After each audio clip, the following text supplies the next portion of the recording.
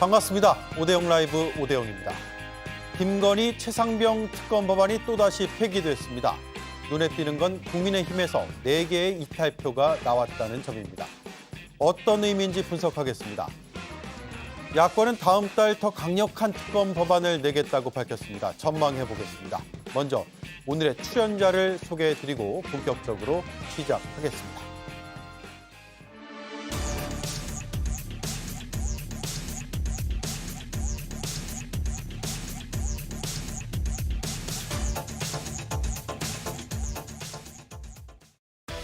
총 투표수 300표 중 가 194표, 부 104표, 기권 1표, 무효 1표로서 부결되었음을 선포합니다. 총 투표수 300표 중 가 194표, 부 104표, 무효 2표로서 부결되었음을 선포합니다. 이변은 없었습니다. 김건희 최상병 특검법 모두 부결됐습니다. 중요한 건 없을 거라고 했던 여당 내 이탈표가 나왔다는 겁니다. 108명의 여당 의원 중에서 최대 4명이 부결이나 기권, 무효표를 통해서 당론과 다른 의사를 표명한 겁니다. 다만 앞으로 이 특검법이 통과가 되려면 여당 8명이 찬성, 즉 4명이 추가로 이탈을 해야 합니다. 그런데 이 4명을 확보하는 게 그렇게 만만해 보이진 않습니다.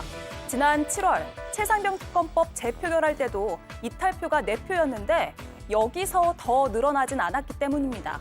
야당은 더 강한 특검법으로 대응할 걸로 보이는데 앞으로의 전망도 궁금해집니다. 네, 오늘 재표결을 앞두고 여당, 야당 모두 오전부터 아주 바쁘게 돌아갔습니다. 야당은 피켓 시위를 했고요. 행진도 했습니다. 여당은 이탈표 단속에 나섰습니다. 준비한 영상부터 보겠습니다.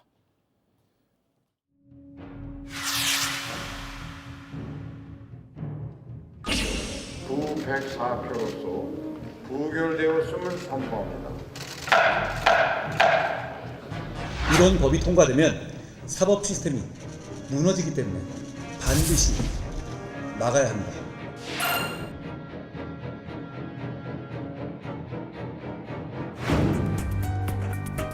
국민의 명령이다. 김건희를 특검하라. 특검하라. 특검하라. 특검하라.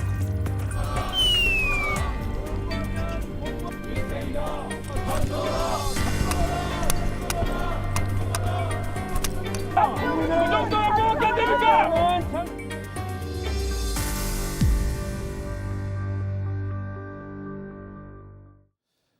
네, 재석 300명, 찬성 194명, 반대 104명, 기권이 1명이고 무효가 1명. 그래서 국힘에서 4표가 이탈표가 나온 걸로 지금 추정은 되거든요. 이게 많다, 예상보다, 혹은 적다, 여러 해석들이 나올 것 같습니다. 이동학 의원부터 풀어주시죠. 우선 지금 현재 상황 자체가 대통령께서도 늘 얘기했지 않습니까?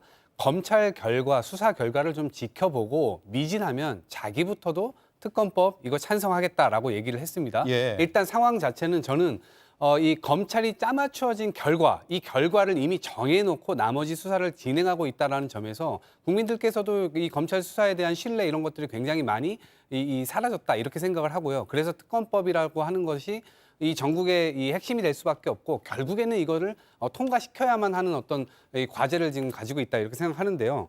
첫 번째는 이미 심리적으로 국민의힘 의원들은 많이 좀 무너져 있다고 생각합니다. 근데 이게 마지막이었다고 생각해요. 이렇게 단일 대우를 유지할 수 있는 게. 예. 그리고 지금 제가 단일 대우라는 표현을 썼는데 사실상 단일 대우도 아니었어요. 왜냐하면 당론으로 이걸 정했잖아요. 그러면 사실 이탈하는 의원들이 없어야지 108석 이 반대표가 나와야 되는데 4명이 지금 이탈을 했단 말입니다. 네. 그러니까 이제는 당론으로 정해도 그 당론이 제대로 먹혀들지 않고 있다라고 하는 걸 유추해 볼 수가 있고요. 지난번에도 저희가 7월 달에 투표했을 때도 그때도 4명의 이탈이 있었는데 그때 국힘 지도부에서 뭐라고 했습니까?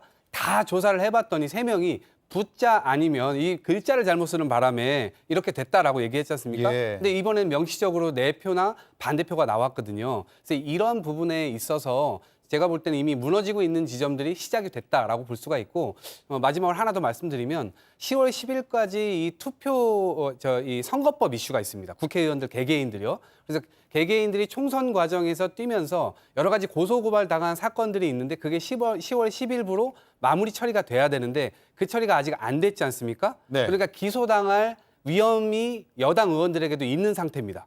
그렇기 때문에 여기서 혹시라도 이탈을 하게 되면 혹시라도 이 선거법상의 올가미가 자기에게 씌워질까 봐 지금까지는 이렇게 표를 던지지 않았을까 이렇게 예측을 해봅니다. 공소시효가 한 5, 6일 정도 남았으니까. 그렇습니다. 네. 네. 그런 해석도 가능하겠군요.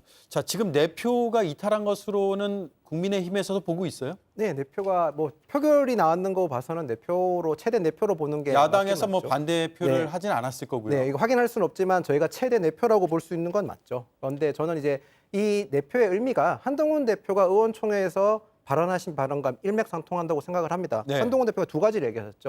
특검법은 반드시 반대한다. 분명히 반대한다. 두 번째는 국민의 눈높이에 맞는 해법이 필요하다. 그 두 가지가 모두 충족됐다고 생각을 합니다.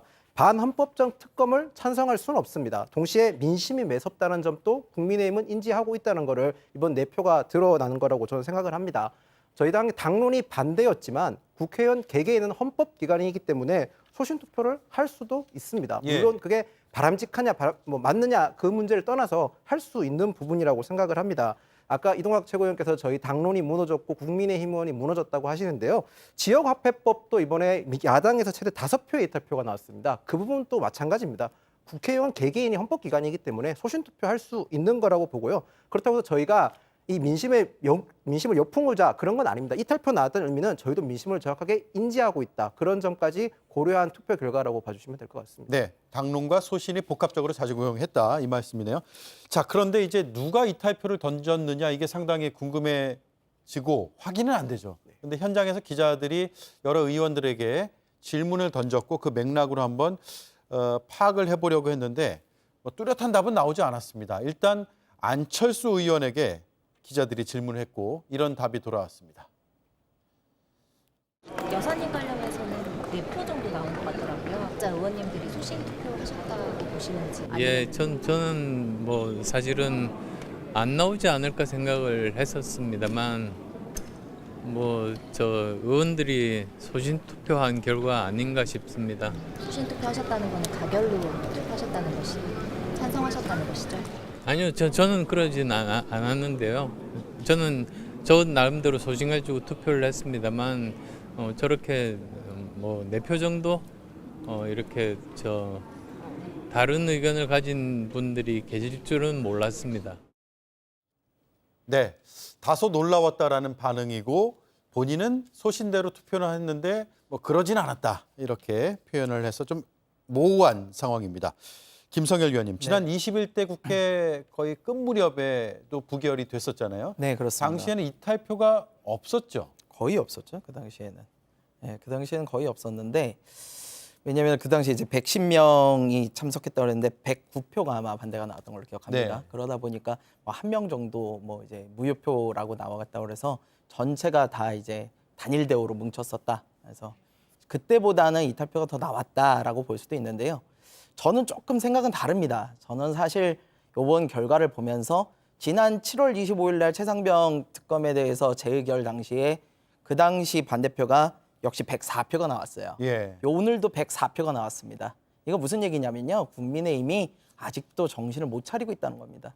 지금 김건희 여사 관련해가지고 권익위에서 명품백 받아도 괜찮다고 그러고 검찰은 황제 수사해놓고 그냥 무혐의 처리해버렸고요. 그다음에 도이치 모터스 관련해서 같이 계좌 빌려준 거와 비슷한 전주 손모 씨는 실형을 받았어요. 근데 김건희 여사는 수사조차도 지금 못하게 하고 있는 거 아닙니까? 근데 이런 상황에서도 지금 이탈표가 이 정도밖에 안 나온다? 그래놓고 국민 눈높이에 맞는 걸 보겠다? 이건 말이 안 되는 거죠.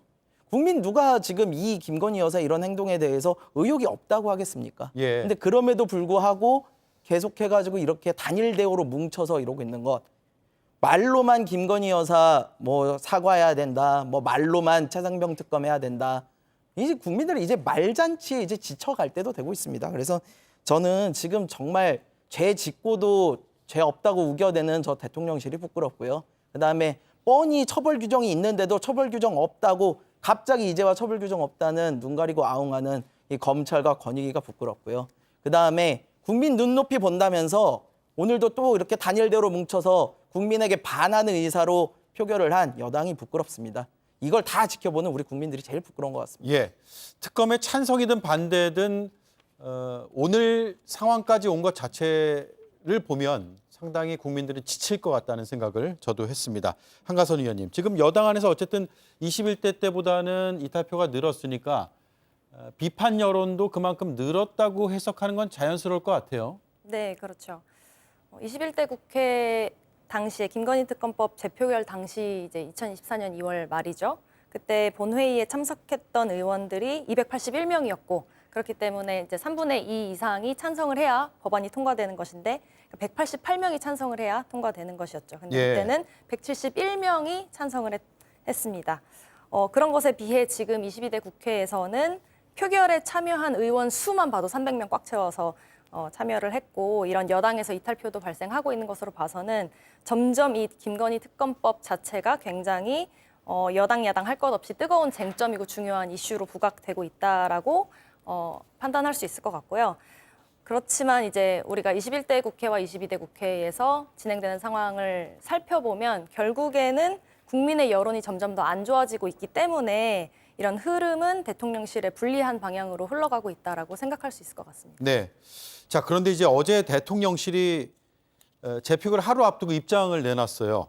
혐의 없음이 명백한 사안이라고 밝혔는데 이게 재표결을 앞두고 여러 해석을 나왔거든요. 일종의 표단속이다. 여당을 향한 메시지다라는 해석 동의하세요, 이동관 의원님? 아니요, 동의하죠, 당연히. 그 부분은. 표 단속을 당연히 했을 것이라고 보고 일단 기본적으로는 대통령실에서는 김건희 여사와 같이 한 몸 아니겠습니까? 그러면 이제 사과하는 시점이 이미 1년이 다 지나버렸기 때문에 이제 와서 사과를 논의한다는 건 말이 안 되고요.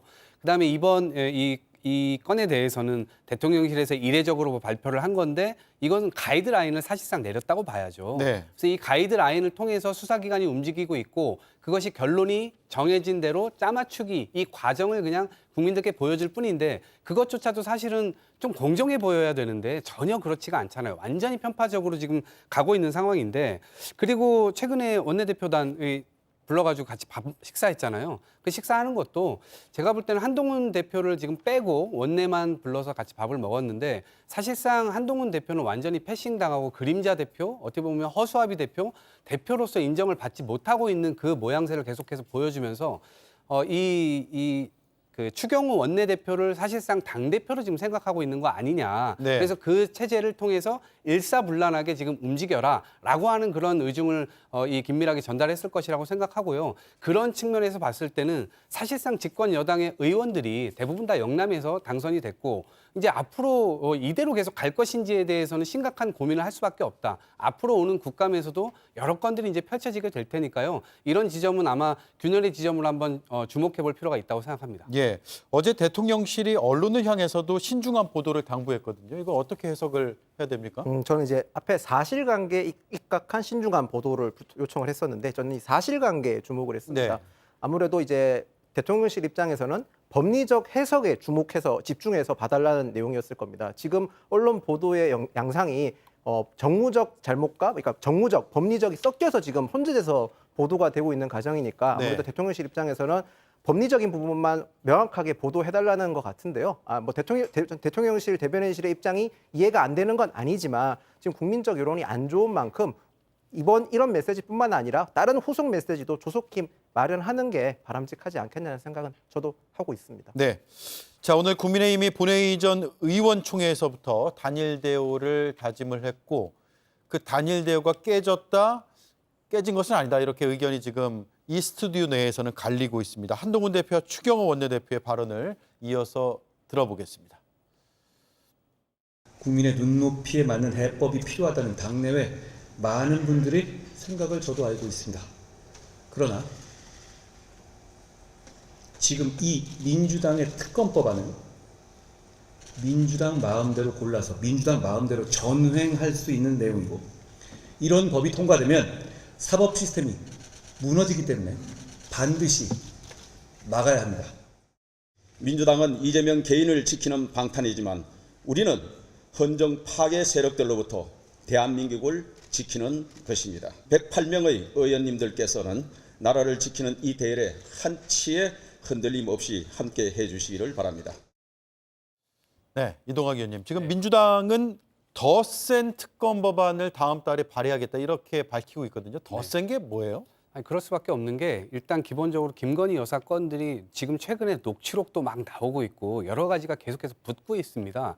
그러니까 그 기존에 저희가 양명주라고 해서 양평 땅 문제, 네. 그다음에 주가 조작 문제, 그다음에 저 명품백 문제 이런 문제가 잘 처리될 거라고 기대를 그 나름대로 국민의힘 쪽에서는 하고 있을 것이고 국민들은 야 저게 제대로 되겠는가 당연히 이런 의심을 할 수밖에 없는 상황이죠. 그러니까 아니나 다를까 제대로 그 과정이 이루어지지 않았습니다. 명품백과 관련돼서도요. 단순하게 지금 뭐 이 국정 그러니까 대통령의 어떤 이 임무와 관계가 없다. 직무와 관계가 없다. 이런 걸 이렇게 해석을 하지 않았습니까? 근데 이거는 정반대로도 해석이 가능하거든요. 네. 대통령 직무와 관련되지 않은 일이 대한민국에 어디 있겠습니까? 더더군다나 인사청탁까지 했다고 이 최 목사가 얘기를 하고 있는 상황이니까요. 그런 점에서 이 결론도 그렇고 그 과정에서 권익이나 검찰이 제대로 했는지 이것도 살펴봐야 되지만 최근에 이제 나타나고 있는 게 공관당입니다. 그러니까 공천 개입했느냐 이런 부분에 있어서 지금 녹취록도 나와 있는 상황이고 또 하나 관저 비리에 과연 김건희 여사 21g이라고 하는 그 업체가 지금 됐다라고 하는데 김건희 여사랑 아무 상관이 없다라고 얘기를 하지만 그 업체가 코마나 컨텐츠 인테리어도 해줬던 업체고 코마나 컨텐츠가 뭔가를 할 때 뒤에서 후원도 해줬던 업체입니다. 예. 그러니까 김건희 여사와 이 21g이라는 대표가 관계가 없을 수가 없는 상황이지 않습니까? 경호처에서 그걸 어떻게 알고 이런 공사를 그런 곳에다 맡겼을까요? 당연히 이런 지점들이 이번 국감을 통해서 터져 나올 수밖에 없는 것이고 최근에 또다시 당무 개입했던 건에 대한 어떤 녹취록 같은 것들이 나오지 않습니까? 근데 이런 부분이 국감에서 추가적으로 여러 가지 검증 이 태세를 또 거치게 될 겁니다. 이 과정을 통해서 아마도 특검법 관련된 내용이 줄줄이 또 붙을 수가 있고요. 네. 그다음에 기존에 저희가 이 특검을 했을 경우에는 국정농단 수사팀이 100일을 수사할 수 있었고 당시에 수사팀 멤버가 105명이었거든요. 이것보다 지금 왜냐하면 죄목이 지금 훨씬 더 많이 늘어있기 때문에 당연히 그 수사 기일과 그다음에 이 수사팀 멤버들을 더 쓸 수 있도록 그거를 더 강화하는 그런 법안이 되지 않을까 싶습니다. 네. 혐의점, 수사 대상, 기간, 수사 인력까지 대폭 늘리겠다 이 말씀이네요. 자, 근데 이제 결국 국정감사에서 어떤 내용과 의혹들이 추가되느냐에 따라서 여론의 향방도 달라질 것 같고요. 국민의힘 내에서도 이번엔 내표의 이탈이지만 앞으로 더 많은 이탈 심리가 작용할 수도 있고요. 어떻게 보십니까? 일단 가장 우선적으로 민주당이 특검을 통과시키고 싶으면 반헌법적인 법률안 내용을 고쳐야 됩니다. 예. 반헌법적인 법률안 수정 없이는 몇 번을 의결하더라도 입법 발의를 하더라도 절대로 통과될 수가 없을 겁니다. 어떤 부분이죠? 반헌법적인 우선 선수가 심판을 고르는 민주당이 고발하고 민주당에서 고소 고발해서 민주당에서 특검을 임명하고 그리고 영장 판사를 전담을 지정하고 그다음에 심판 기일 그러니까 판결을 1심은 6개월 이내 뭐 2심은 몇 개월 이내 기간을 한정한 거 그리고 네 번째가 폴리바게닝까지 들어가 있었거든요. 이런 것은 반헌법적인 겁니다. 국민의힘 의원들이 동의를 하고 싶으면 이런 반헌법적인 법률안이 개정돼야만 할 수 있습니다. 아무리 여론이 안 좋더라도 헌법에 위배된 법률안을 통과시키는 것도 국회의원의 책무를 다한 건 아니라고 저는 생각을 합니다. 민주당께서 진정으로 특검을 대해서 논의하고 싶으면 조금 더 개선된 안을 가지고 국민의힘과 논의를 해야 된다고 생각을 하고요. 아까 말씀하신 대로 추가적으로 더 나올 수 있다, 혐의가 더 나올 수가 있는데 아직까지 구체적으로 혐의가 나온 사건은 없습니다. 의혹 제기고 언론의 일부 보도에서 나온 얘기 가지고 지금 제기를 하는 건데요. 구체적인 혐의 없이 혐의가 구체화되지 않은 걸 제기해봤자 어차피 다 각하되고 기각될 겁니다. 특검에도 상당한 국가 예산이 소요된다는 점을 분명히 말씀드리겠습니다. 예. 김성현 의원님. 네. 야권에서 이제 재의결이 아니죠. 재발의를 해서 11월 달에 이제 표결 처리를 할 것이고 다시 한번 거부권을 행사할 가능성이 커 보이고요. 네네. 그 뒤에도 또 폐기될까요? 아니면 그때는 상황이 좀 달라질까요? 저는 상황을 좀 지켜봐야 된다고 생각을 합니다. 좀 전에 이제 이동학 의원께서 말씀 주신 것처럼 지금 사안들이 꼬리에 꼬리를 물고 계속해서 커져가고 있어요. 일단 국정감사에서 지금 김건희 여사의 공천 개입 문제를 좀 다뤄보겠다라고 민주당에서 얘기를 하고 있고요. 그다음에 김건희 여사 육성이 나온다 만다 뭐 이런 이야기가 지금 정가에 돌고 있거든요. 네. 만약에 그게 실제로 이루어진다면 굉장히 큰 파장이 일어날 겁니다. 거기에 지금 뭐 한동훈 대표를 공격해달라는 뭐 이야기가 있었다는 뭐 김대남 전 행정관의 녹취록, 이것도 상당히 무게감이 있는 내용이에요. 이런 것들이 국민들에게 어떻게 소명이 될 것인지 이 부분을 좀 지켜봐야 될 것 같고요. 그다음에 그 가장 중요한 것은 국민의힘이 이런 과정들을 봐가면서 과연 용산과 헤어질 결심을 할 수 있을 것인지, 그리고 그 트리거, 방아쇠를 한동훈 대표가 과연 당길 수 있을 것인지, 그게 핵심이 될 거라고 저는 봅니다. 근데 지금 솔직히 제가 보기에는 지금 상황에선 쉬워 보이지는 않아요. 왜냐면은 한동훈 대표 지금 대표 되시고 초반이라 가장 힘이 좋으실 때거든요. 근데 되고 나서 한 일이 없으세요. 전당대회 때 제일 먼저 얘기한 최상병 특검 저는 발의하겠다고 그러고 안 하시잖아요. 지금 좀 전에 김인영 의원님께서 말씀 잘 주셨는데요. 민주당에서 내놓는 특검 법안 위헌 요소 있을 수 있습니다. 그럼 그 위헌 요소 국힘에서 그거 빼고 발의를 하시면 되는 거 아닙니까? 발의를 안 하시고 무작정 반대만 하고 있습니다. 그럼 문제가 있는 거죠. 그리고 의료 정원 문제 한동훈 대표 던지셨는데 결국 아무것도 해결 안 되지 않습니까? 그럼 독대 요청 그렇게 하셨는데 독대도 안 받아주고 만찬에는 아예 따돌림까지 당하셨어요. 지금 한동훈 대표 힘이 없습니다. 그러다 보니까 한동훈 대표가 과연 이거를 가결로 만들어낼 수 있는 그런 힘이 있을까? 저는 별로 없을 거라고 보고요. 다시 발의를 해도 큰 문제가 없는 한 또 부결될 것으로 보고 있습니다. 또 부결될 가능성이 커 보인다. 알겠습니다. 자, 첫 번째 이슈를 여기서 정리하고요. 두 번째 이슈 이수진 앵커가 준비하고 있습니다. 대통령님께서 입장하고 계십니다. 지난 월요일에 있었던 이 행사에서 윤한 갈등이 또다시 표출됐다고 합니다. 시사저널 보도를 통해 뒤늦게 알려진 건데요. 대통령의 테이블이 이렇게 있었고 바로 옆 테이블이 원래는 양당 주요 인사들이 앉는 자리였다고 합니다. 하지만 대통령 쪽에서 한동훈 대표가 옆 테이블에 앉는 것을 거부한다고 했고 이 테이블이 그래서 한 칸 옆으로 옮겨졌다는 겁니다. 자, 그런 이유로 3번 테이블이 된 이 자리에 추경호, 박찬대 원내대표 등은 앉았는데요. 한동훈 대표의 모습은 보이지가 않죠. 자리가 바뀌었다는 내용을 전해들은 한동훈 대표가 행사 30분 전에 가지 않겠다고 했다는 겁니다. 물론 한 대표 측에선 다른 긴급한 일정이 있었다고 설명하긴 했지만 이 일을 두고 대통령이 한 대표를 쳐내려 한다, 이런 해석들이 나왔습니다.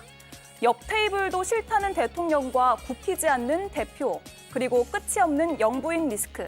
이젠 여당에서도 탄핵의 문, 박근혜 시즌2 이런 수위 높은 표현들이 나오고 있습니다. 김인영 의원님, 네. 어느 정도가 사실이에요? 지금 윤석열 대통령이 한동훈 대표를 아예 만나고 싶어하지 않고 옆에 앉기도 싫어한다라는 보도까지 나오고 있는 상황이거든요.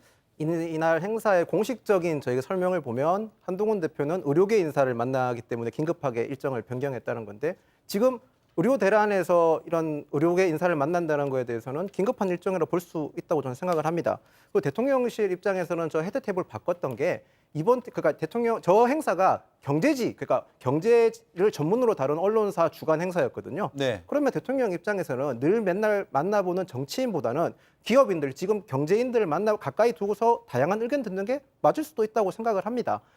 제가 이 기사에 다 봤는데요. 이 기사의 진위 여부를 뭐 제가 확인할 수는 없지만 다 떠나서 한동훈 대표 측에서 이 자리 배치를 바꿔서 불쾌함을 표시했다라고 보인다는 해석이 있던데요. 이것보다는 만약에 이 기사 내용이 다 맞다고 치더라도 이건 불쾌함을 표시했다기보다는 오히려 저렇게 자리 배치가 저렇게 돼서 대표와 대통령이 가까이 못 있게 되면 어떤 기사가 나왔겠습니까? 자극적인 영상과 사진이 나가며 또 마주보지 않는 한동훈과 윤석열 대통령, 뭐 대통령과 윤석열 외면했다. 자극적인 제목의 기사가 양성됐을 겁니다. 오히려 그걸 막기 위한 하나의 방책이었다고 보는 게 더 타당한 게 아닌가 싶습니다. 네, 사실 지난 주말에 특히 이제 논란이 되거나 관심이 있었던 건 국군의 날 기념식에서의 영상이거든요.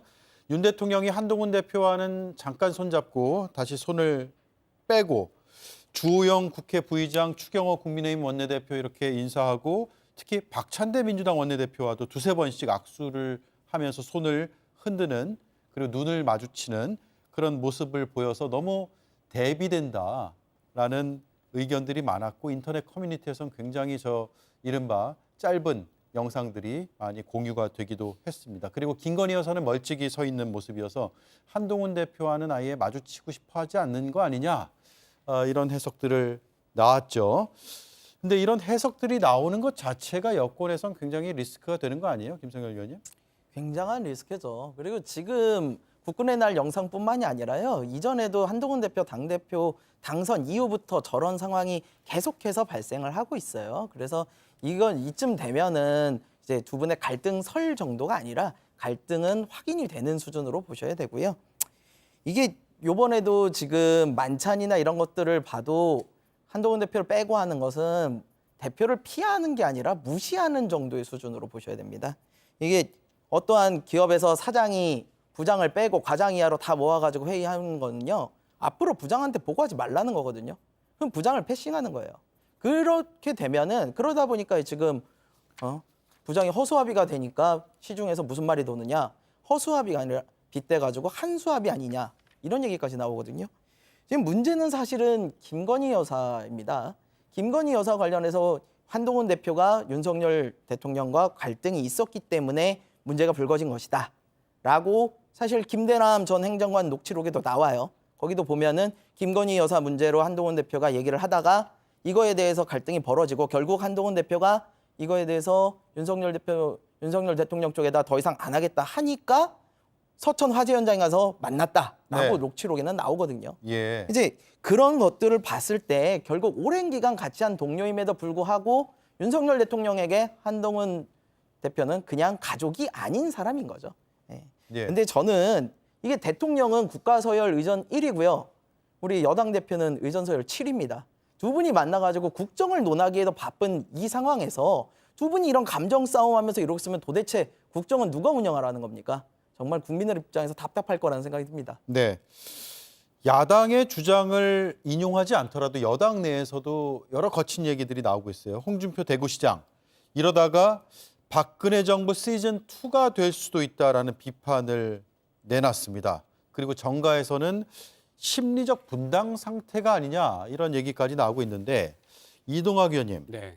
여당 내에서 이렇게 움직임이 있고 이런 비판들이 나오는 게 거의 그 사실관계가 맞아가고 있다고 보세요? 네, 그렇게 보이죠. 왜냐하면 엄마 아빠가 싸워도 원래 문 닫고 싸우는 게 정석입니다. 동네 사람들 창피하니까 좀 문 닫아놓고 싸우는 건데 지금은 온 대문 열어놓고 온 창문을 다 열어놓고 우리 싸워요라고 얘기하고 있는 꼴이에요. 그러니까 자기 얼굴에 자기들이 지금 침 뱉고 있는 상황인데 저는 이 부분이 이게 여당 대표와 대통령의 갈등이 아니라 갈등이란 단어는 서로 대등할 때 쓰는 겁니다. 지금 이제 대등한 상태가 아니라고 보여지고요. 예를 들면 축구라고 예를 들면 11명 중에 선수 중에 이 주장이 굉장히 중요하잖아요. 그라운드 내부에서 여러 가지 지시를 하고 그다음에 응원도 하고 격려도 하고 해가면서 선수들의 어떤 기운을 북돋으면서 축구 경기를 하는 건데 지금 말하자면 주장이 없는 거예요. 주장이 이상한데 다른 데 혼자 가 있는 겁니다. 지금처럼 이렇게 무시 전략을 대통령실에서 사용하고 있고 그것에 상당수의 여당 국회의원들이 지금 이 마음을 좀 같이 터놓고 그렇게 얘기를 하고 있단 말이에요. 이런 측면에서 볼 때 굉장히 국정이 불안해 보일 수밖에 없고 도대체 뭐가 잘 되지? 이렇게 5년을 채우면 도대체 국민들에게 뭐가 남지? 당연히 이런 의문이 남길 수밖에 없고요. 네. 저희가 지난 전당대회 과정에서 뭐 3.1천하, 김옥균 프로젝트 이런 얘기를 우스갯소리로 한 적이 있었는데 이게 현실적으로 3.1천하는 아니지만 3개월 천하로 지금 이 김옥균 프로젝트가 여전히 진행되고 있는 거 아니냐 이런 의심을 해볼 수밖에 없는 상황이라고 봅니다. 그런데 그런 과정에서도 한동훈 대표가 국민의 눈높이 발언을 한다거나 이번에 재의결 11월 달에 다시 하게 되면 그때는 어떻게 하실 거냐라는 기자들의 질문에 그거는 미리 얘기하지 않겠다라고까지 또 얘기를 했습니다. 그러니까 저는 이 부분들이 이 부분이 계속 가게 될 것이다 이렇게 생각을 합니다. 네. 당내에서 돌파구는 있을까요? 어떤 얘기들이 나오고 있습니까? 일단 우선 당 내부적으로 이 위기 상황이 있다는 건 맞습니다. 뭐 홍준표 시장님은 원래 워낙 돌직구를 던지시는 화법의 소유자지 않습니까? 예. 그렇기 때문에 좀 거친 표현을 하셨는데 당 내부에서는 위기감 있는 건 당연한 거죠. 지금 저희 당이 만약에 위기감을 못 느끼고 있다, 그럼 정말 심각한 건데 지금 한동훈 대표는 물밑에서 계속 뭐 의료계도 만나고 계시고 원내 의원들 계속 개별 접촉도 하시면서 설득도 계속 하고 있습니다. 그게 당장은 드러나지 않기 때문에 야당에서도 많은 공격도 하고 국민들 여러분께서 답답하실 텐데요. 저희가 뭐 지금 당장의 해결책을 내릴 수 없다는 것을 알고는 있지만 계속 최선을 다하고 있다는 점은 말씀을 드리고 싶습니다. 저희가 지금 뭐 분당이나 뭐 이런 얘기까지 나오는 걸로 알고 있는데 그럴 염려는 없습니다. 예. 저희가 가장 최근에 저희가 뭐 물론 개혁신당에 저희 당에서 빠져나간 것도 있지만 그 앞선에 분당을 했다가 어떻게 됐는지 저희가 너무나 잘 알고 있기 때문에 분당하실 분들은 이미 다 나갔다고 보고 있고 국민의힘의 이름으로 당명으로 공천을 받았고 선택을 받으신 분들이기 때문에 그런 점은 없고 오히려 이 위기 돌파를 위해서 노력을 하고 있다 이렇게 말씀드리겠습니다. 당장 큰 선거도 없으니까요. 뭐 큰 선거를 떠나서 저희가 분당이 됐을 때 분당을 하려면 명분이 제일 중요한데요. 그런 명분 자체가 지금은 마땅히 없다는 점을 말씀드리겠습니다. 네. 자, 검찰이 김건희 여사의 명품백 수수 사건을 무혐의로 처분을 한 것에 대해서 서울의 소리 쪽에서 항고하겠다고 밝혔는데요. 일단 들어보겠습니다. 항고하고 재항고하고 아니면 재정 신청까지 갈 예정이고 그걸 국고에 구속되면 우리는 소송을 통해서 기록백을 반환을 꼭 받는 그런 법 절차를 받겠다. 한가선 의원님, 지금 항고를 하더라도 검찰의 수사 결과가 갑자기 뭐 뒤바뀌거나 이럴 가능성은 없어 보이죠? 네, 대통령실과 여당을 포함해서 행정부에 검찰 출신 사람들이 다수 포진이 되어 있고 그렇기 때문에 행정부와 사법부가 이런 권력이 분립되어서 균형 있게 운영이 되는 것이 아니라 이해관계 속에 계속 이렇게 움직이고 있으니까 야당은 검찰 독재 정권이라고 표현을 하는 것이잖아요. 예. 행정부의 임기가 여전히 많이 남아있고 또 정부와 검찰이 이렇게 서로 영향을 주고받는 관계 속에 있다면 이 관계가 계속 끊어지지 않는다면 뭐 항고를 하더라도 검찰의 수사는 크게 달라지지 않을 것이라고 생각을 하는데요. 그럼에도 불구하고 변수가 작용을 한다면 그거는 국민의 여론 때문일 것이라고 생각합니다. 네. 지금 김건희 여사 관련 의혹이 굉장히 많이 이제 뭐 녹취록과 텔레그램 메시지 등을 통해서 드러나고 있기 때문에 국민의 여론이 계속 이런 방식으로 안 좋아진다면 결국에는 사법부도 수사 방향이 조금씩은 달라지지 않을까 그렇게 생각합니다. 네. 이런 가운데 김 여사와 관련한 새로운 의혹도 제기가 됐습니다. 지난해 10월, 시점은 지난해 10월입니다. 정부 산하 KTV가 부산 엑스포 유치를 기원하면서 청와대 관저 뜰에서 국악 공연을 녹화를 했습니다. 기존에 이제 관중 없이 진행했다라는 설명을 했는데 김건희 여사가 관람했다라는 어제 JTBC 뉴스룸에 보도가 나왔고 저런 사진이 보도가 됐죠. KTV의 입장은 김 여사가 중간에 들른 것일 뿐이다. 초청한 사실이 없다라는 취지의 해명을 내놨고요. 하지만 내부 공문을 들여다보면 이런 내용이 있습니다. 참석, VIP 대통령 내외라고요. 이게 국회의원실에서 국감을 위해서 확보한 자료인 것으로 제가 알고 있는데 그러니까 설명하고 좀 다른 또 자료들이 나오고 그래서 뭔가 말끔하게 해소가 안 되는 의혹 같아요. 네, 그렇습니다. 우리가 북한에서는 권력자 한 명을 위해서 이런 문화 공연들을 합니다. 그거를 우리는 기쁨조라고 표현을 하죠. 저는 요번 이 공문 내용들을 통해서 이것을 봤을 때 이거는 용산 버전의 기쁨조 공연이다. 이렇게 얘기를 해야 될 것 같습니다.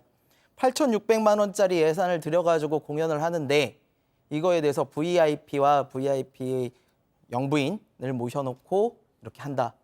뭐 저쪽에서는 KTV 쪽에서는 이거에 대해서 뭐 바깥으로 내보내는 그런 공연이라고 얘기를 하는데 정작 조회수는 2,000 해도 되지 않고요. 유튜브에도 안 올렸어요. 우리가 국가 예산을 쓸 때 이렇게 주먹국으로 쓰지 않습니다. 8,600만 원이라는 공연 이 예산은 결코 작은 돈이 아니에요. 그럼에도 불구하고 조회수 2,000짜리 찍자고 이런 큰 돈을 들였다. 보통은 이루어지지 않는 아주 특별한 경우의 예산 집행입니다. 그럼 이런 특별한 예산 집행은 어떨 때 벌어지느냐? 상부에서의 부당한 압력들이 있을 때 보통 벌어지고는 합니다. 그 부당한 압력이라는 게 아무래도 VIP가 오시기 때문이 아닌가라는 생각이 좀 들고요. 만약 이것이 사실이라면 저는 용산의 현실 인식이 정말 안타깝습니다. 지금 국민들은 대통령을 향해서 굉장히 많은 불만을 쏟아내고 있는데 정작 대통령께서는 만찬을 즐기고 계시고 여사님께서는 문화 공연을 단독으로 헌정 공연을 받고 계세요. 제가 국민 대신해서 한 말씀 드리자면 국민들께서 정말 나라 꼴 잘 돌아간다라고 말씀하실 것 같습니다. 자, 문체부의 반박을 제가 말씀을 드리겠습니다. 방송사의 의미 있는 프로그램 현장에 고위 관계자 또는 외부 인사의 격려 방문은 흔히 있는 일이다라는 입장을 나타냈고요.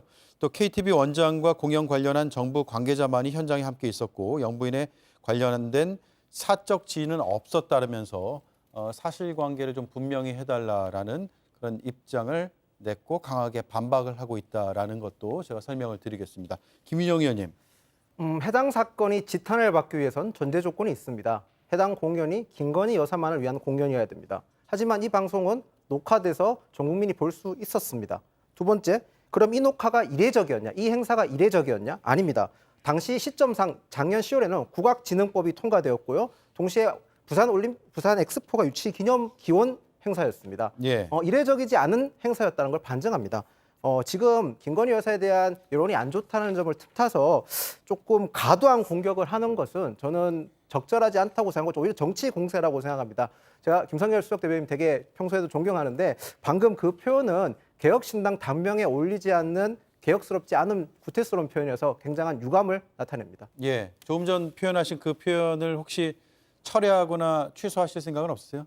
권력자 한 명을 위해서 국가 예산을 쓰면 그건 독재 국가입니다. 권력자 한 명을 위해서 공연이 벌어졌으면 그건 기쁨조입니다.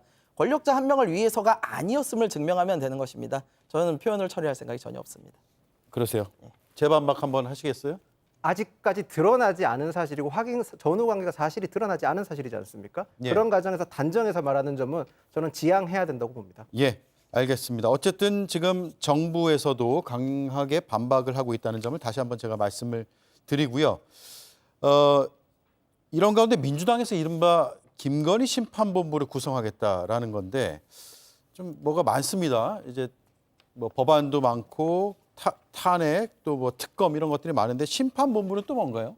그러니까 이제 뭐 좀 집중해서 지금 다른 사안들이 굉장히 또 많이 넓어지고 있는 상황인데 사실은 지금 국정에서 한 명이 집중을 받아야 되는 상황입니다. 이 사람으로 인해서 지금 각종 분야에서 국정농단이 일어나고 있고요. 방금 얘기 나눴던 바대로 저희가 예를 들면 엑스포나 이런 것들이 중요하다, 국악법이 통과돼서 중요하다라고 했으면 오히려 대국민으로 공연을 했었어야죠. 그리고 VIP 초청이라고 이야기를 하지만 실제로는 대통령은 안 가지 않았습니까? 처음부터 저는 대통령이 갈 생각이 없었지만 추후에 이것이 문제될 것을 대비해서 대통령 부부 초청이라고 저 공문에 써놓은 것 같습니다. 그러니까 이러한 식으로 김건희 여사가 지금 5만 군데를 다 나오면서 이러한 문제들을 지금 일으키고 있는데 이 상황 속에서 민주당은 결국 국민들이 의구심을 품고 있는 문제들에 대해서 결국에는 이번 국감을 통해서 이것을 다 들춰낼 수밖에 없는 것 아니겠습니까? 예. 더 긴밀한 어떤 조사나 이런 것들을 위해서 그런 구조를 짠 것이 아닌가 싶습니다. 네,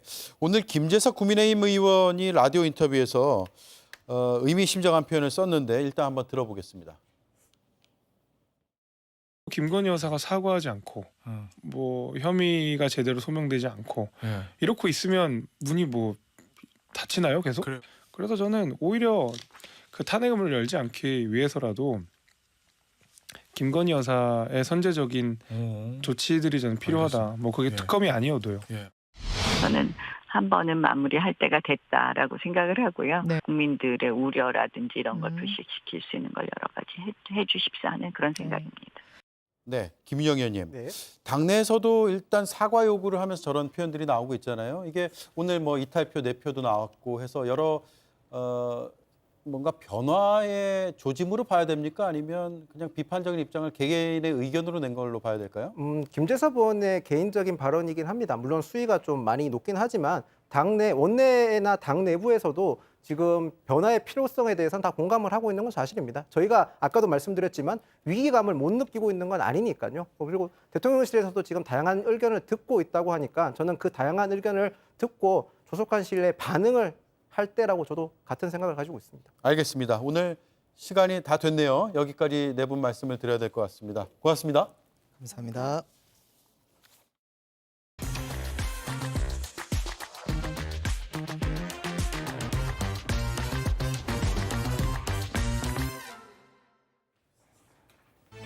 민주당이 오늘 의원총회를 열고 금투세 도입에 대해 논의했습니다. 금투세 시행을 요구하는 찬성파와 유예 혹은 폐지를 요구하는 반대파 사이의 토론이 치열하게 이뤄졌다는데요.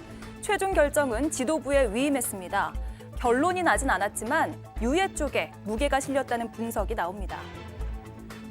언제까지 결론을 내려야 한다는 점까지도 정하자고 또 입장을 밝혀달라는 의견도 있었습니다만 시점과 결론에 대해서 모두 다 위임하는 것으로 정리가 됐습니다. 맑은 날씨가 온종일 이어진 가운데 수도권 곳곳에선 오물풍선 목격담이 끊이지 않았습니다. 의정부와 김포 등 경기 북부뿐 아니라 광화문과 국회 그리고 용산 전쟁기념관에서도 오물풍선이 발견됐습니다.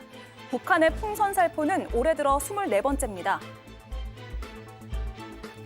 김건희 여사의 석사 논문 표절 여부를 두고 2년 동안 결론을 내리지 못했던 숙명여대가 최근 연구윤리위를 재구성했습니다.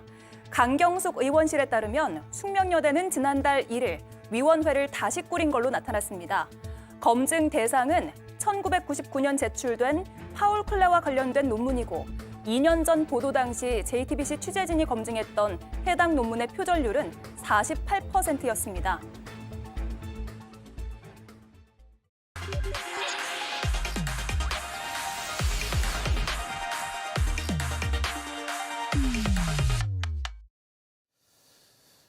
네, 오대영 라이브의 간판 코너 단도직입을 시작하겠습니다. 오늘은 더불어민주당 원내 대변인 강유정 의원을 만나보겠습니다. 어서 오십시오. 네, 안녕하세요. 예, 본회의 마치고 오셨습니다. 오늘 국민의힘에서 한 4표 정도 이탈한 것으로 보이는데 예상 범주 안에 있었나요? 사실상 만찬에도 있었잖아요. 예. 상임위원장과 그리고 원내 인사들을 초청해서 만찬을 할 때부터 겉으로 그렇게 표를 낸 건 아니지만 모두가 이해하듯이 아마도 이타표에 대한 단속 만찬이 아니었을까 예상을 했고, 그래서 저도 얘기한 바 있습니다만 이제 한동훈 대표의 능력을 좀 볼 시간이 됐다라고 생각을 했습니다. 그러나 의원총회에서 당론으로 반대표를 던지겠다라고 정해진 이상 당론이라는 건 뭡니까? 상당히 책임과 그리고 또 추궁이 따를 수 있는 거다 보니 네. 이탈표가 지난번에 4표의 이탈표 그때도 나왔어요. 하지만 실수다라는 말들이 있었거든요. 21대 국회 때 말씀하신 아닙니다. 지난번 최병 특검법이 네. 재의결됐을 때 4표의 이탈표가 있었고 그때는 표기를 잘못했다 뭐 이런 얘기가 나왔었죠. 실수다 이런 말들이 있었습니다만 이번에 또다시 4표가 김건희 특검법 그리고 최병 특검법에도 공이 나온 걸 보니 이거는 실수가 아니라 일단 4표는 이탈표가 있구나. 그렇다면 좀 한동훈 대표에게 또 한 번 더 얘기를 할 수밖에 없습니다. 또 한 번 실망했다. 그렇다면 8표 중에 4표가 이미 마음을 먹은 표였다면 4표 정도만 한동훈 대표가 좀 4표로 자신의 표로 가지고 왔더라면 오늘의 결과가 좀 다르지 않았을까라는 생각도 들었습니다. 예, 물론 표면적으로는 반대를 당론으로 정했고 막아야 된다라고 오늘 의원총회에서 한동훈 대표는 얘기했죠. 그러면 앞으로 어떻게 할 계획입니까? 민주당은 지금 11월에 국정감사 끝나면 또 다른 특검 법안을 내놓겠다 이렇게 얘기했잖아요.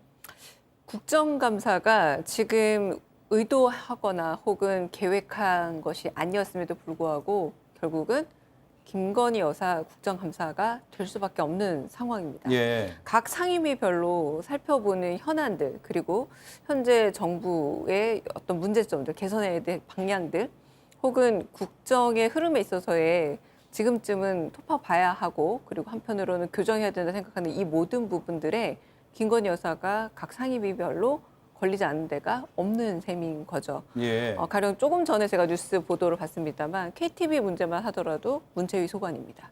근데 지금까지는 주로 법사위 혹은 행안위 내지는 고속도로와 관련된 국토위 문제로만 생각했던 것들이 전방위적으로 펼쳐질 수밖에 없다. 가령 정무위에서 권익위 문제 들여다봐야 하고요. 결국 이 가을 국정감사가 김건희 여사와 관련된 국정감사로 갈 수밖에 없는 흐름이라면 지금 오늘 거부권과 그리고 재의결을 넘어서지 못했지만 11월에 다시 안건이 상정이 됐을 때에는 이 흐름이 결국 재의결로 갈 수밖에 없겠죠. 또 한 번 거부권을 행사한다면 그래서 지금과는 매우 다른 형국이 되어 있지 않을까 싶습니다. 그러면 11월에 이제 추진되는 새로운 특검은 국정감사에 나왔던 여러 의혹들을 더 추가해서 그러면 혐의점이 더 늘어나고 기간이나 대상 이런 것들이 더 늘어나는 그런 특검이 된다고 보면 됩니까?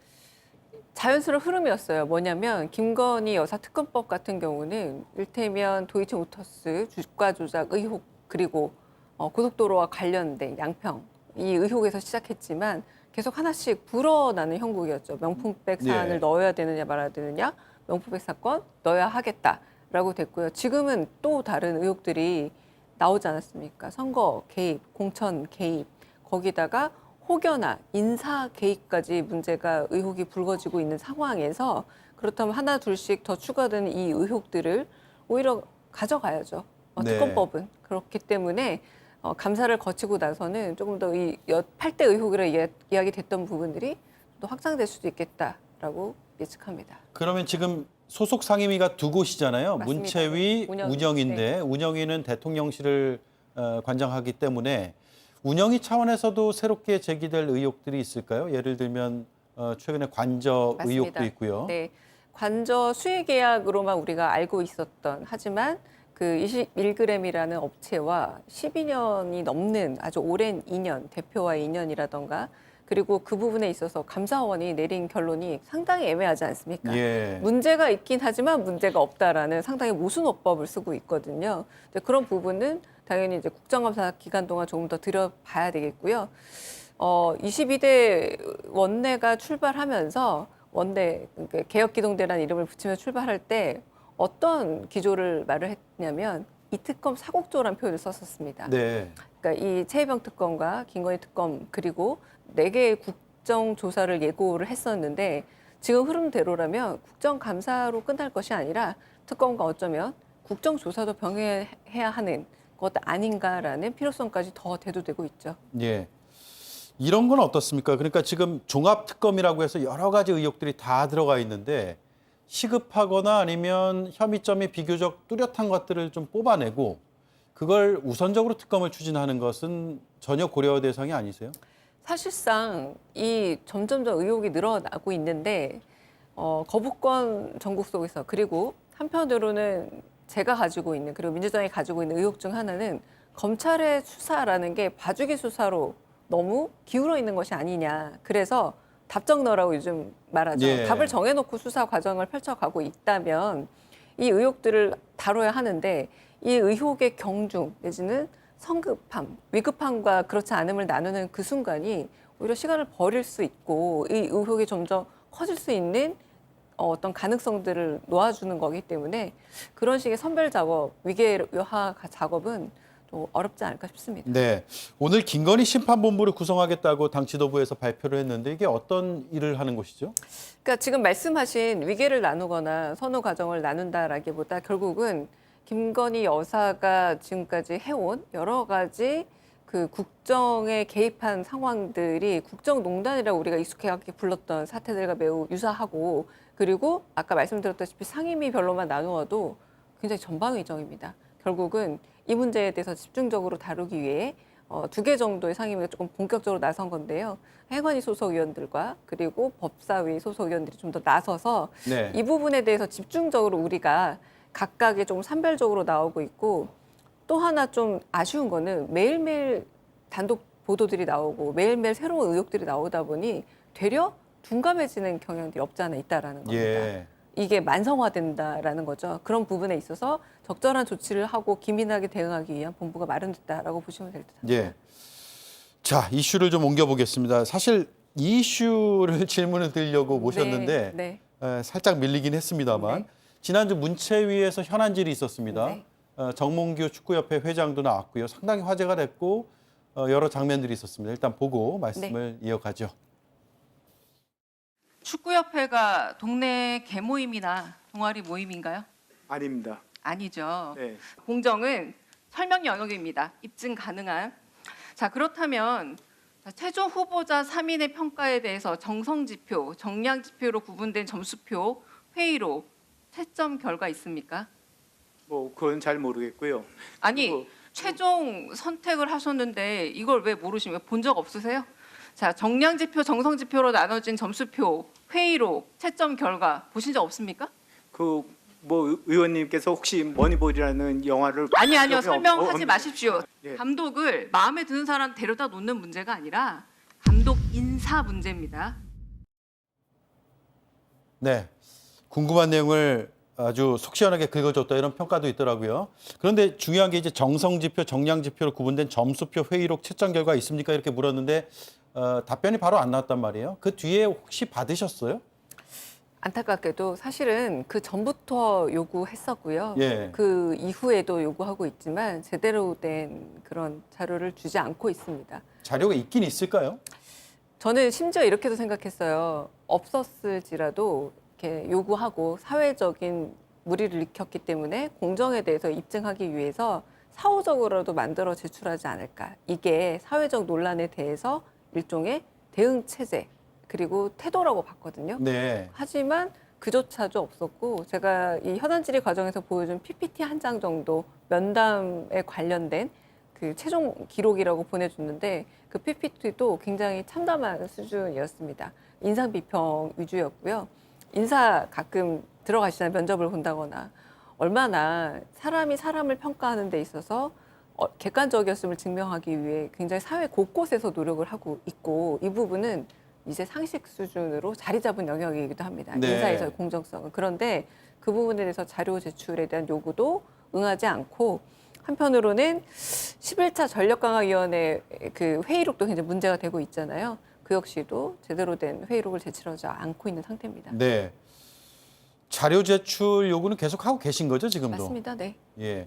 그러면 자료가 없다고 봐도 될 정도의 지금 상황인 것 같은데 말씀하신 대로 사후에라도 자료를 만들어서 제출을 하거나 물론 이제 뭐 조작하거나 위조하거나 이런 상황은 뭐 발생하면 안 되겠지만 왜 당시에 자료가 없었는지를 소명하는 자료라도 만들어서 네, 맞습니다. 예, 네. 국민의 대표자들인 국회에 제출해야 되는데 그게 전혀 이루어지지 않고 있다고 보시는 거죠? 전혀 이루어지지 않고 몇 번 얘기를 해서 제가 이제 언론에서 A4 5장으로 된 각각 개인의 그러니까 15장이 되는 면담 기록 보고서가 있다고 얘기를 하길래 요구를 했는데 네. 주지 않았다라고 언론에서 몇 번 얘기를 했더니 보내준 게 그 PPT 한 장짜리였던 예. 거죠. 문체부에도 제출한 자료가 없답니까? 제가 이번에 문체부에서 감사 결과를 들어보니까 감사라는 게 사실은 좀 자료 혹은 여러 가지 서류들을 확인할 수 있는 권한의 부여 아닙니까? 그럼에도 불구하고 제가 조금 아쉬웠던 거는 현안질에서 나왔던 내용 이상으로 밝혀진 바는 없더라고요. 예. 이를테면 채용 과정에 있어서 공정함에 문제가 있었다. 절차적 상으로 하자가 있었다라고 밝혀냈는데 이 부분은 사실 현안질에서 이미 전 국민들이 보는 앞에서 대답을 하지 못하는 과정에서 충분히 보여줬던 바라 조금 아쉬운 바가 있었습니다. 네. 지금 정몽규 회장이 국정감사에서도 증인으로 채택이 돼서 나올 예정이죠? 맞습니다. 네. 예. 정몽규 회장은 앞으로 거취를 어떻게 해야 된다고 생각하세요? 지금 대한축구협회에 대해서 축구 팬들 그리고 국민들이 바라고 있는 가장 큰 문제의 시발점을 좀 돌이켜볼 필요가 있어요. 클린스만 감독 선임 과정에서 문제가 있었다라고 굉장히 많은 축구 팬들과 국민들이 항의를 했고 그렇다면 다음 감독만큼이라도 이걸 좀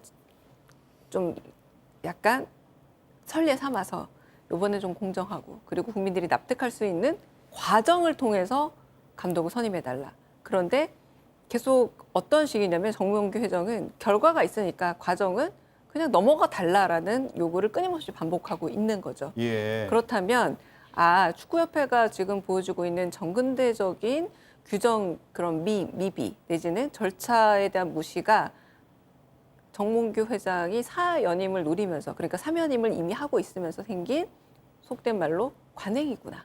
네. 이 관행을 고치는 데 있어서 가장 먼저 이루어질 될 것 중 하나가 이 관행의 뿌리라고도 할 수 있을 계속된 연임 한 사람이 결국 축구협회를 사유화하고 그로 인해서 생기는 문제점들을 고칠 수 있는 방법이 어쩌면 사연임을 하지 않는 것.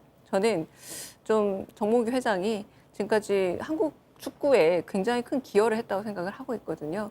그러나 이 논란에 대한 수습의 자세 내지는 국회 나와서 질의에 대하는 어떤 태도 그리고 이 문제의 심각성에 대한 인지와 인식 자체가 상당히 사연임을 하기는 부족하다라는 예. 생각이 들고 결국 사연임을 하지 않겠다고 스스로 좀 선언해야 될 때가 먼저 와야 되지 않을까 싶습니다. 네, 국정감사에서도 그 부분을 아마 따져 물으시겠죠. 맞습니다. 네, 예. 네. 홍명도 감독은 어떻습니까? 홍명보 감독도 사퇴 여론이 꽤 있고요. 하지만 지금 대표팀을 맡고 있기 때문에 갑작스럽게 또 하면 안 되지 않느냐라는 아주 일각의 또 반론이 있고, 의원님 생각은 어떠세요?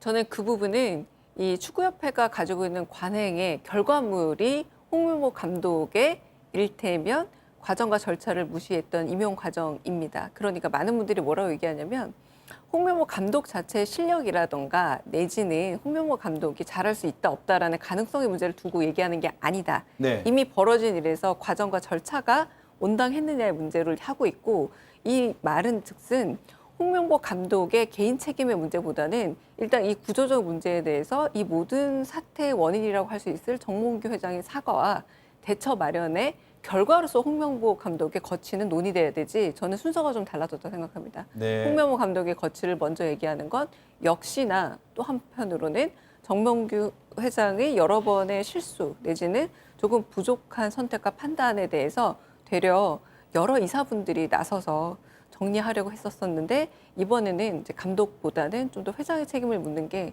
좀 더 이 공정과 절차에 관한 올바른 대답을 듣는 수순이 아닐까 싶습니다. 네, 정몽규 회장의 책임 따지겠다. 그리고 연임 가능성을 좀 차단하겠다. 이런 의미로 알아들으면 되겠네요. 심지어 그 현안 질의 과정에서 사회적 물의를 일으켰다고 본인이 또 예. 수긍을 하셨어요. 그러니까 그 수긍을 한 상태에서 제가 물의를 찾아낸 게 아니라 이 모든 사태가 사회적 물의라고 봤다면 인정을 했고, 사회적 물의를 빚은 임원인 경우에는 일종의 징계 절차를 받을 수 있고, 징계를 받은 경우엔 아예 이 후보 자체가 어렵습니다. 예. 네. 알겠습니다. 여기까지 듣죠. 국정감사 잘 지켜보겠습니다. 네, 고맙습니다. 감사합니다. 네, 지금까지 강유정 더불어민주당 의원이었습니다.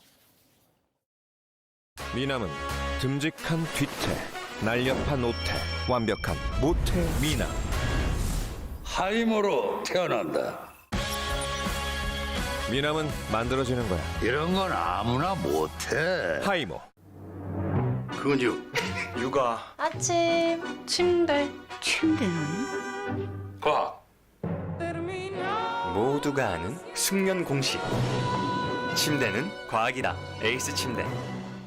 다 소화할 수 있냐고요? 다제스니까. 단백질 끝. 탄수화물 소화 싹. 지방 한 번에 딱. 빈틈없는 3단 맞춤 소화. 소화 다 됐어. 다제스 한림제약. 숨소리 좋고 나비엔 숙면 매트. 숨소리로 수면 패턴을 분석해 자는 내내 최적의 숙면 온도로 알아서. 오늘도 숙면 성공. 기술의 차이가 숙면의 차이. 나비엔 숙면 매트. 나비엔. 얼마 전 국민의힘의 한 의원은 여당이 참 힘들다며 삼국지의 읍참 마속을 꺼냈습니다. 여러 의혹의 영부인이 등장하는 이 시국에 대해 묻자 나온 답이었습니다. 읍참 마속. 기강을 위해 눈물을 머금고 최측근을 친 제갈량의 결단을 뜻합니다. 최근 여당뿐 아니라 다수의 언론도 읍참 마속을 재현합니다.